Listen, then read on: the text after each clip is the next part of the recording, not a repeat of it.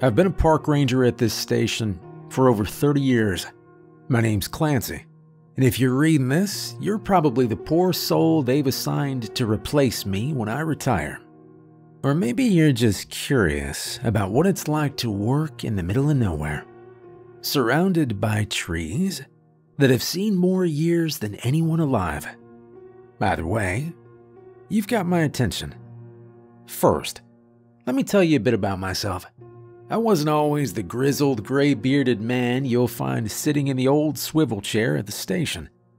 I was born to immigrant parents who came to this country with little more than hope in their pockets. My father, a fisherman, and my mother, a seamstress, taught me early on to respect hard work and the stories passed down through generations.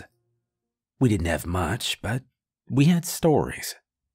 My parents came from a small village tucked between forest and rivers that, as they told it, were alive in ways most folk wouldn't understand. My mother would sew by candlelight and whisper tales about the forest spirits who guided travelers, or led them astray, depending on their intentions. My father would sit by the fire after a long day and talk about the creatures of the water, things he swore he saw but couldn't explain. I grew up believing there was more to the world than what we could see or touch. When I was 10, we moved closer to these woods. My parents said it reminded them of home. I didn't question it much. I was too busy exploring. I'd spend hours wandering through the trees, picking up sticks, and trying to mimic the bird calls. I felt like the forest spoke to me, not in words, but in the way the wind would shift or the rustle of leaves seemed to follow me. Maybe that's why I ended up here. I wanted to protect this place. I wanted to understand it. When I turned 18, I applied for a job as a park ranger. To my surprise, I got it. Back then, I thought it'd be simple, keeping campers from starting fires, warning hikers about bears, and rescuing the occasional lost tourist. But these woods aren't like other places. You'll notice it eventually, if you haven't already. It starts subtle, like the feeling of being watched when you're alone, or the way the paths seem to change when you're not paying attention. The animals here don't act the way they're supposed to, and sometimes they're not animals at all. But I'm getting ahead of myself. This guide isn't just for your safety. It's for your sanity. If you follow my advice, you might just make it to the end of your shift in one piece. And if you don't, well, you probably won't have the chance to regret it. I decided to write this guide, not just for the next set of rangers, but also for myself. After so many years in these woods, I wanted to collect my stories in one place. Some of these stories are lessons. Others are just memories I don't want to lose. When you've spent as much time as I have here, you realize that the job, it gets into your bones. It becomes part of who you are. All right, well, first off, you should know this. People go missing in these woods. More often than most folks would believe. There are more unreported cases than there are reported ones. That is not an exaggeration. People vanish, even when we do our best to warn them. And when they come back, if they come back, they're different. They're terrified, sobbing, and shaking like leaves. But the worst part, they're blind. Not permanently, but blind all the same. For 3 days exactly, they can't see a thing. And then, like clockwork, their sight comes back, and they can never explain what happened to them. They don't remember. They don't even know how they got back to the trail or the station. You'd think after seeing this enough times, I'd get used to it. But I don't.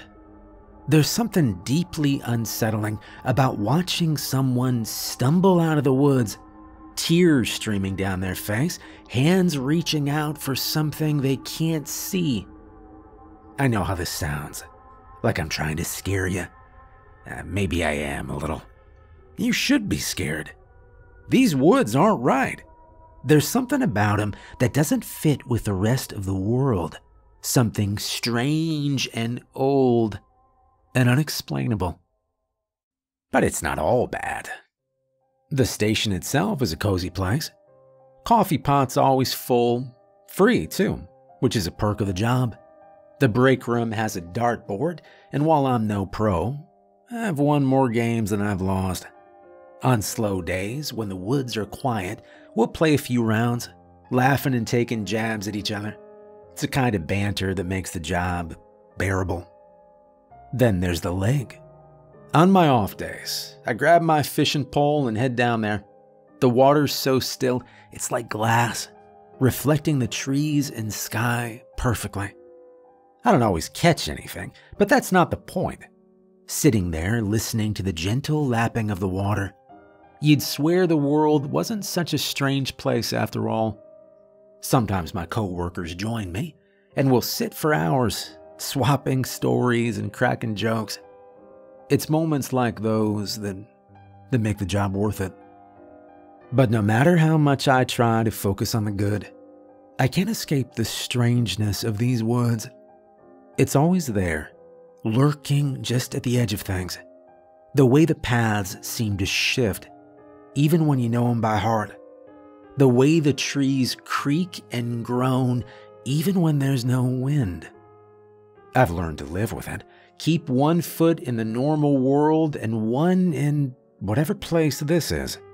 That balance is the key to surviving here.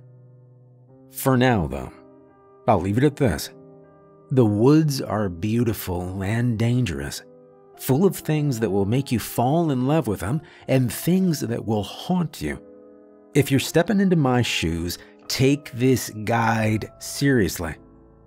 And maybe, when you've been here long enough, well, you'll add your own stories to it. That's what this job does to you. It gives you stories. Stories that stay with you, whether you want them to or not. There's something else about these woods that I need to tell you.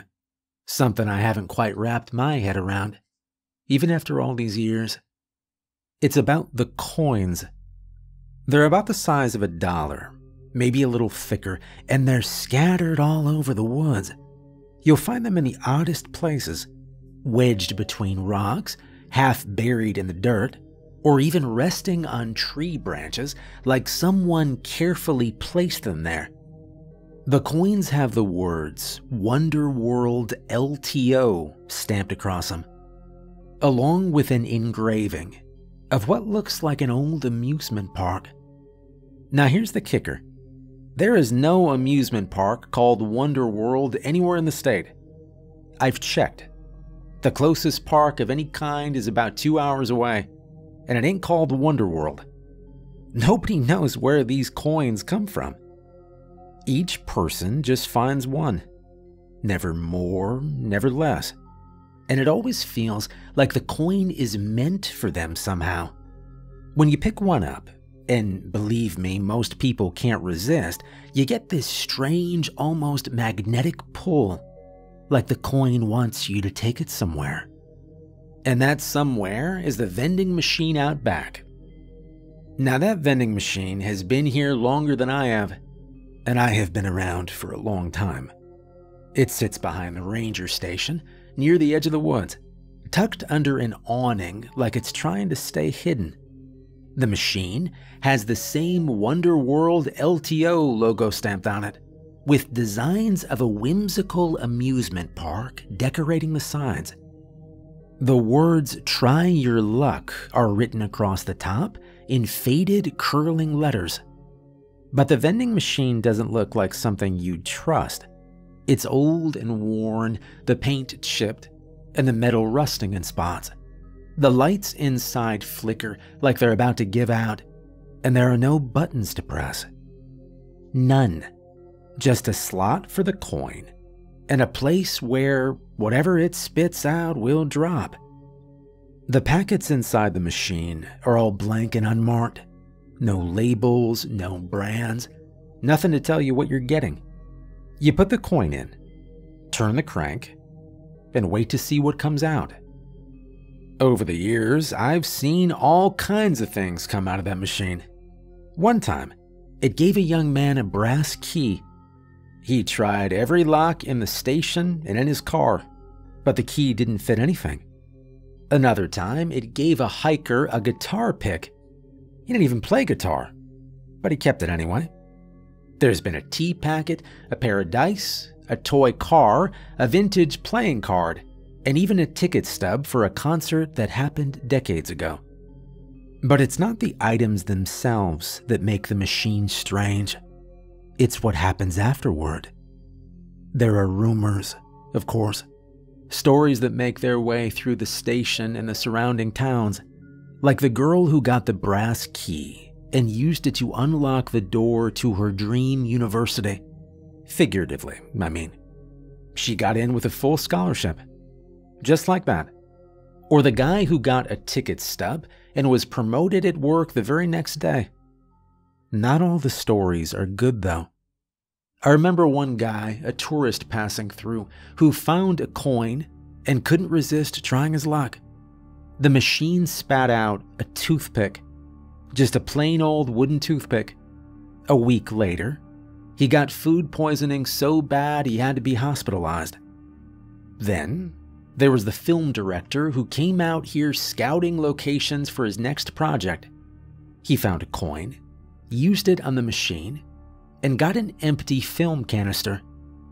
A month later, he died in a car accident on the way to a set. The vending machine doesn't just give you something random. It seems to do something to your life. Sometimes it's good, sometimes it's not. I've warned people about it, of course, told them to stay away from the coins in the machine. But curiosity is a powerful thing, and most people don't listen. They think it's just an old machine with a few quirks, or they laugh it off like I'm trying to scare them. I'm not. I don't mess with the coins. Never have, never will. I've found a few in my time, sure. You can't work here as long as I have and not stumble across one. But I leave them where I find them. They don't belong to me. And I do not want to know what that machine would spit out for someone like me. Still, I can't stop people from trying their luck. There's always someone who thinks they'll be the exception and that they'll get the good fortune and not the bad. Maybe they will, or maybe they'll regret it. The strangest part is that the machine never runs out of items. You'd think after all these years it would have emptied itself out. But no matter how many people use it, there's always something waiting inside, hidden behind those flickering lights and blank packets. I don't know where the coins come from, and I don't know who put the machine here. All I know is that it's been here since before my time, and it'll probably still be here long after I'm gone. If you find a coin, my advice is simple.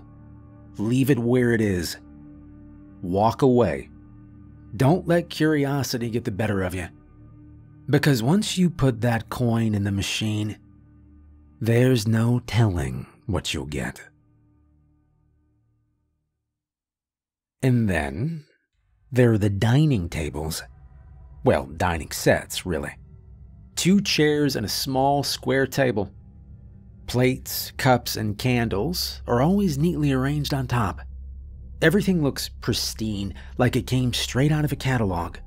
And just like the red tape and the vending machine, nobody knows where they come from. No one has ever seen anyone carrying these things in or out of the forest. They just appear. Sometimes the candles are even lit. That part always gives me the creeps. There's never any food on the plates, and the cups are always empty. It's like the setup is waiting for something, or someone, that never shows up. What makes it even stranger is that the dining sets are always spotless. Not a speck of dirt, not a single leaf or twig out of place, even though they're out in the middle of the woods. They're so clean that they don't look like they belong here. And sometimes the chairs are knocked over, like whoever or whatever was there didn't finish what they started. People who find these setups, they're usually amused at first. They think it's a quirky decoration or some kind of prop that rangers put out to make the woods feel unique. I've seen photos people have taken with them, smiling like it's a fun discovery. But it's not fun, and it's not harmless. There's a pattern I've noticed over the years. People who interact with the dining sets, whether they touch them, take photos with them, or even sit down in the chairs, they tend to have bad luck afterward. One time, a group of hikers found a dining set near the river. They thought it was hilarious. They took turns posing for pictures, sitting at the table like they were at a fancy restaurant. A week later, one of them got into a bad car accident. Another broke their arm while hiking in a completely different park. None of it seemed connected, except for the fact that they'd all been at that table. Another time, a couple found a setup along the trail. The candles were lit, and they thought it was romantic. The man proposed to his girlfriend right there, and she said yes. The next day, they got lost in the woods for hours, even though the trail was well marked. They eventually found their way back, but not without a lot of scratches, a sprained ankle, and a couple broken bones. The dining sets aren't always there when someone goes looking for them. Hikers will report seeing one, but by the time a ranger arrives at the location, it's gone. Just like that. It's like the forest knows when someone's trying to investigate and just moves them somewhere else. The first time I heard about the tables was from an older ranger who worked here before me. He told me plain as day, "If you see a dining set in the woods, you don't go near it. Just turn around and leave." I didn't ask why at the time. I figured it was just one of those weird stories people tell you to mess with the new guy. But then I saw one myself. It was during one of my early patrols. I was walking a trail near the north side of the park when I spotted it. 2 chairs and a table, all perfectly arranged, right in the middle of a clearing. The plates gleamed in the sunlight, and the candles were unlit, but sitting there like they were waiting for someone to come along and light them. I didn't go near it. I didn't even stop walking. I kept moving like I hadn't seen a thing. Since then, I have seen the tables pop up here and there, always in different spots. I don't know who sets them up or why, and honestly, I don't want to know. When hikers mention seeing one, I tell them the same thing. Don't touch it. Don't take pictures, don't put it on your Instagram, and definitely don't sit down. Most of them laugh it off or say, "Oh, come on, man, it's just a table." But I've learned that nothing in these woods is ever just anything. The forest has its rules, and the dining sets are a part of that. Maybe they're a warning, like the red tape. Maybe there's something else entirely. I don't have the answers, but I know better than to mess with them. If you're ever out here and you come across one of those setups, do yourself a favor. Turn around and walk away. Whatever it is, it's not worth finding out. Some mysteries in these woods aren't meant to be solved. And then there's the red tape. The red tape shows up in the strangest places. You'll see it tied around trees or dangling from branches, sometimes like ribbons fluttering in the breeze. Other times, it's wrapped tightly around the trunk of a tree, layer upon layer, like someone went at it with a roll of duct tape. The thing is, it's been here longer than I've been working this job. Maybe longer than this station's even existed. And nobody knows where it comes from. Not me, not the other rangers, not anyone. But I do know one thing. Back in the old country where my parents came from, red ribbons had meaning. My mother used to tell me about them. They were used to mark spiritual areas, places you weren't supposed to mess with. Sometimes they marked haunted places, sometimes sites of old rituals, and other times they were warnings about dangerous spots. Either way, the message was the same: keep away. Here in these woods, I think the message still applies. The areas with red tape have the highest number of accidents. Forest fires, near drownings, broken equipment. You name it, it's happened near the red tape. Worst of all, those are the areas where the most people disappear. You'd think the tape would be enough of a warning, but people are curious. They see it and think it's just some leftover marker from an old project or something the rangers put up. They don't listen when we tell them to avoid those spots. Some of them wander into the taped-off areas anyway, thinking it's no big deal, and a lot of them don't come back. Over the years, there have been reports of strange things in those parts of the woods. The one thing that comes up the most is about a man. People say they've seen him standing between the trees, watching them. The thing is, he has no eyes. The locals have taken to calling him Eyeless Jack. I don't know who came up with the name, but it's stuck. Most of the sightings are vague, a figure in the distance, the sense of being watched, footsteps that don't belong to anyone. But every so often, you get a report that's more specific, more detailed, and those are the ones that keep me up at night. Still, not every story about these woods is terrifying. There's another legend, one that's almost comforting. It's about a dog. A German Shepherd, to be exact. Now, nobody knows his name or where he came from, but the stories are always the same. The dog shows up when people need him most, usually when kids are involved. The rangers don't talk about him much, but we all know the stories. There was the time a little boy got separated from his parents while hiking. The family was frantic, shouting his name and running up and down the trails. By the time they found him, he was sitting on a rock petting a big German Shepherd that nobody else recognized. Maybe you've heard that story before, it's kind of famous. Then, there was the girl who wandered off from her campsite at night. She was only 5, couldn't have gotten far, but the woods can feel endless in the dark. When her parents finally found her, she was standing in a clearing, holding onto the dog's collar, like he was guiding her. The parents always thank us afterward, thinking the dog belongs to one of us.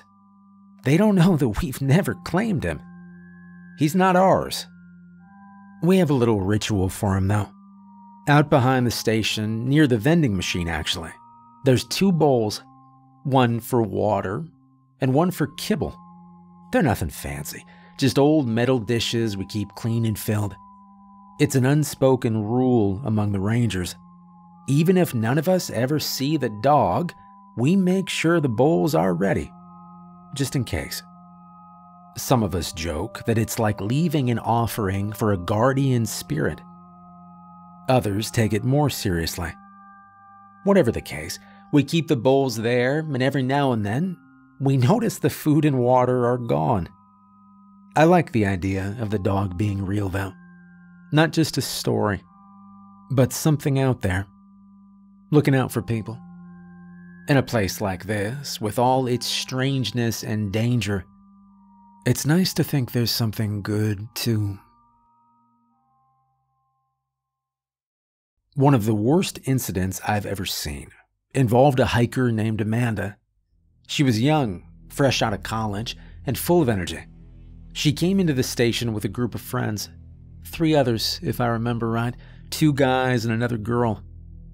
I don't recall their names, but I will never forget Amanda. She told us she was on a gap year before starting her master's program.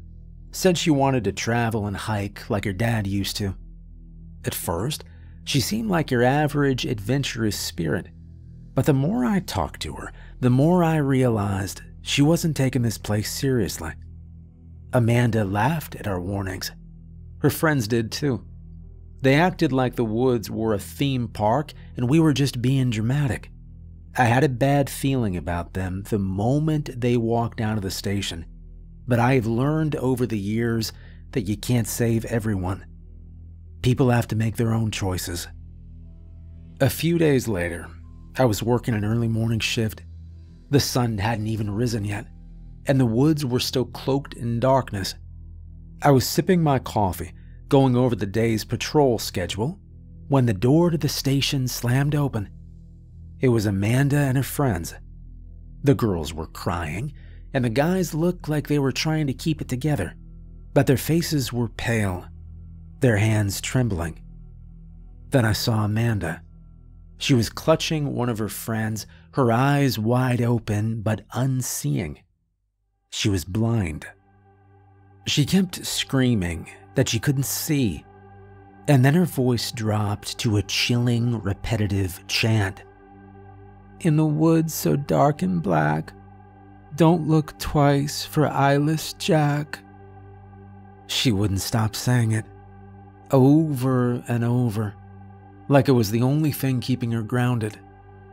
We called for an ambulance, and they rushed her to the hospital.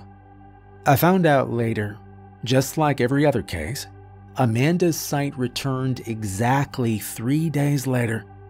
No more, no less. Before they left, her friends mentioned camping near one of the red-taped sections of the woods. I didn't need to hear more to know what probably happened. Amanda had wandered off, she ignored the warnings, and she saw something she wasn't supposed to see. The next day, I decided to investigate. Not because I thought I could fix anything, just to make sure nobody else got hurt. I headed to the area her friends described, careful to stay well outside the red tape. The section they'd camped near was deep in the forest, far from any marked trails. The trees were dense, their gnarled roots twisting through the ground. The air was still, and the usual sounds of the forest, birds, squirrels, the occasional rustling leaves, were noticeably absent. I walked the perimeter of the red tape, scanning the area for anything unusual. And that's when I saw him. A man, standing about 50 yards away, just beyond the red tape. He was wearing a red flannel shirt and jeans, his back turned to me. At first glance, he looked like a lost hiker, but there was something about the way he stood that made my skin crawl. He was too still. I watched him for a moment, expecting him to shift his weight, scratch his head, or do something, anything that a person would normally do. But he didn't move. There was no rise or fall of his shoulders to indicate breathing. He was like a statue, frozen in place. I called out, "Hey, you okay? You lost?" No response. I took a step closer, still keeping a safe distance from the red tape. "If you need help, I can guide you back to the station." The man began to turn, slowly, like he was on a rusted hinge. But before he could face me, a sharp bark sounded from behind me. It was loud and clear, the kind of bark you'd expect from a large dog. I watched in awe as a large German shepherd dove right past me toward the man in the flannel shirt, growling furiously. It happened so fast. I watched as the dog grabbed hold of the man's flannel shirt and jerked him from side to side. And then the man pulled himself away, a piece of his flannel tearing off, and he ran off into the woods. The dog chased after it, and it was one of the craziest things I have ever seen. I just stood and listened for a few moments to the two disappear into the forest. And then I walked over. And for some reason, I still don't fully understand, I picked up the torn red piece of the man's shirt. All I know is it didn't feel safe to leave it out there. Like if someone found it, something bad would happen. After that, I headed straight back to the station, told my buddies what I had seen, and they believed me. This job comes with a lot of responsibility, but the part that sticks with me the most, the part that keeps me up at night, is the missing persons board. It hangs in the main hallway of the ranger station, right where anyone walking in can see it. I try to keep it updated as much as possible. Photos of people who've gone missing in these woods stare back at me every time I pass by. Some of them are black and white, faded with time, while others are bright and new. A few faces stick with me more than others. There are too many photos on that board.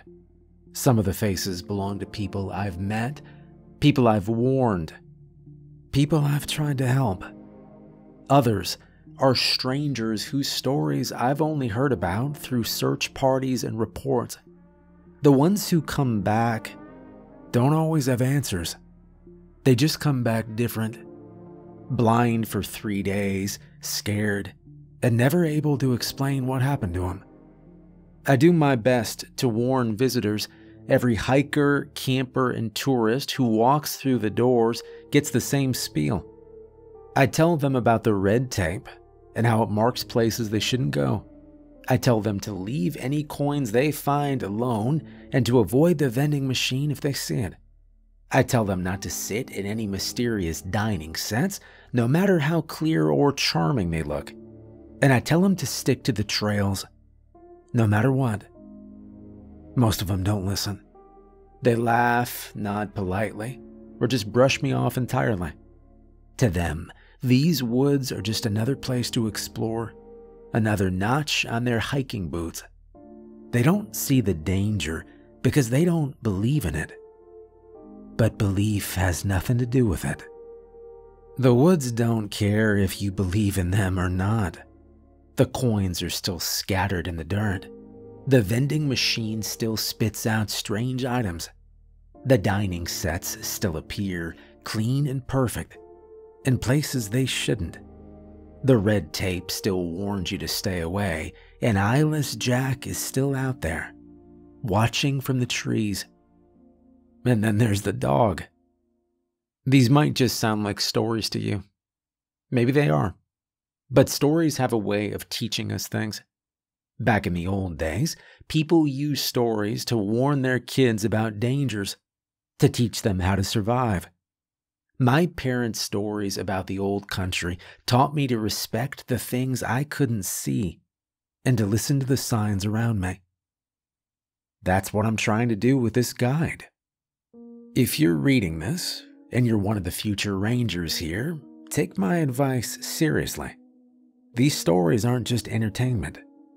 They're warnings, lessons, and survival tools. Pay attention to the patterns. Watch for the signs. And above all else, respect the woods. I've been at this job for a long time. Too long, maybe. I've told myself I'd retire soon, but I don't know, maybe the truth is I'm not ready to let go. I feel like as long as I'm here, I can keep a little bit of control over the chaos. I can keep the board updated. I can warn the hikers. I can keep the bowls filled for the dog. But I am getting tired. My bones ache in the mornings, and the free coffee doesn't work quite like it used to.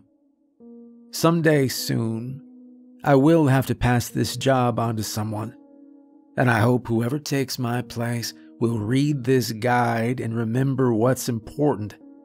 The woods are strange and dangerous, but they're also beautiful. They deserve respect, and the people who come here deserve to be protected. So to whoever's reading this, I'll keep you with one last piece of advice. Take the job seriously. Warn the hikers, even if they laugh at you. Your warnings will help.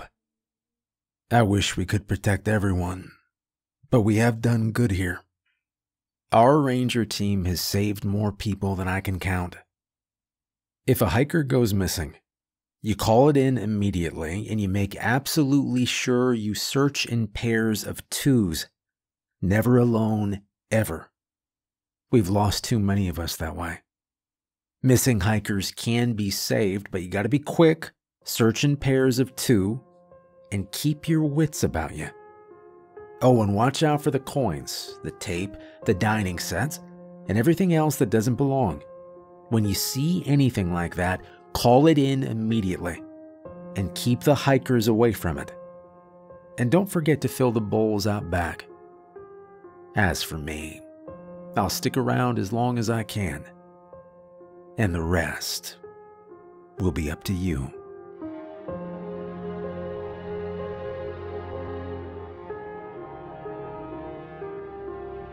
Hey, I'm Steven. I helped write this story, and it is part of a much bigger world we're building. I just want to say thank you for all the encouragement. It's been really fun to be writing again. If you like scary true stories, check out our second channel, Lighthouse, where I'm on camera and I tell and react to scary true stories all the time. Thank you for watching. I hope you enjoyed this video, and I will see you tomorrow night.